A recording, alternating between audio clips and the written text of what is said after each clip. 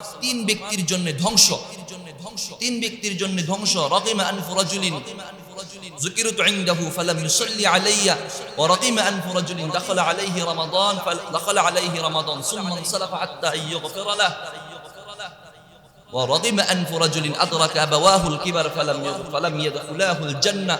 নবী বলেন তিন ব্যক্তির জন্য আমি ধ্বংসের বদদুয়া করতেছি। এক নাম্বার, যার কাছে আমি নবীর নাম উচ্চারিত হলো সে আমার উপর দুরূদ পড়ে নাই, আমি নবী বদদুয়া করলাম সে ধ্বংস হোক। দুই নাম্বার, যে ব্যক্তি রমাদান পাইলো, রমাদান পেয়েও গুনাহ মাফ করাতে পারলো না, আমি নবী বদদুয়া করলাম সে ধ্বংস হোক।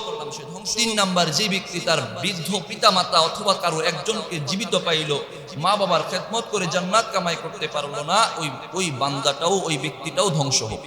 10টা আমল বললাম, যে 10টা আমল আমাদের রমাদানে এমন ছিল যে আমলগুলো আল্লাহ তাআলা আমাদেরকে গুনাহ মাফ করার জন্য দিয়েছিলেন। এত কিছু দিলেন গুনাহ মাফ করার জন্য, তারপরও যদি গুনাহ মাফ না হয়, শাস্তি আছে না নাই? কত কঠিন শাস্তি আছে। এত সুযোগ পাওয়ার পরেও যদি যারা বঞ্চিত হবে। সুনানে তিরমিজির 3545 নম্বর হাদিসের বর্ণনা, আল্লাহর হাবিব সাল্লাল্লাহু আলাইহি ওয়াসাল্লাম ফরমান, তিন ব্যক্তির জন্য ধ্বংস, তিন ব্যক্তির জন্য ধ্বংস। রাকিমা আনফু রাজুলিন যুকিরতু ইনদাহু ফালাম ইউসাল্লি আলাইয়া ওয়া রাকিমা আনফু রাজুলিন দাখালা আলাইহি রামাদান সুম্মা ইনসালাফা হাত্তা ইয়গফিরা লাহু ওয়া রাকিমা আনফু রাজুলিন আদরাকা আবাওয়াহুল কিবার ফালাম ইয়াদখুলাহুল জান্নাহ। নবী বলেন তিন ব্যক্তির জন্য আমি ধ্বংসের বদদুয়া করতেছি। এক নাম্বার, যার কাছে আমি নবীর নাম উচ্চারিত হলো সে আমার উপর দুরূদ পড়ে নাই, আমি নবী বদদুয়া করলাম সে ধ্বংস হোক। দুই নাম্বার, যে ব্যক্তি রমাদান পাইলো, রমাদান পেয়েও গুনাহ মাফ করাতে পারলো না, আমি নবী বদদুয়া করলাম সে ধ্বংস হোক। তিন নাম্বার, যে ব্যক্তি তার বৃদ্ধ পিতামাতা অথবা কারো একজনকে জীবিত পাইলো, মা বাবার খেদমত করে জান্নাত কামাই করতে পারলো না, ওই বান্দাটাও, ওই ব্যক্তিটাও ধ্বংস হোক। দুই নাম্বার ছিল রমাদান পেয়েও যে গুনাহ মাফ করাতে পারে নাই, গুনাহ মাফ করাতে পারে নাই।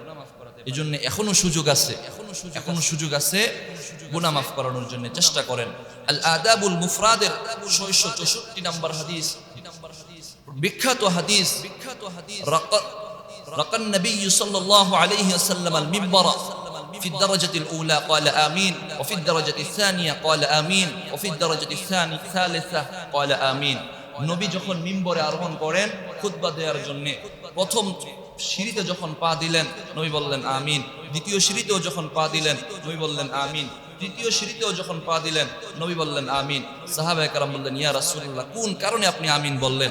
নবী বললেন যে আমাকে জিব্রাইল বলা হয়েছে, ইয়া রাসূলুল্লাহ, আপনার নাম উচ্চারিত হওয়ার পরেও যদি কোনো ব্যক্তি দুরূদ না পড়ে সে ধ্বংস হোক। আমি বললাম আমিন, মানে বাস কবুল। আমিন মানে আল্লাহ আপনি কবুল করে নেন। নবীর দোয়া কি কবুল হতে বাধা আছে? না। দুই নাম্বার, জিব্রাইল বলছে, ইয়া রাসূলুল্লাহ, রমজান পাইয়াও যে গুনাহ মাফ করাতে পারে নাই সে ধ্বংস হোক। আমিন, নবী বললেন আমিন। তিন নাম্বার, মা বাবাকে পেয়েও যে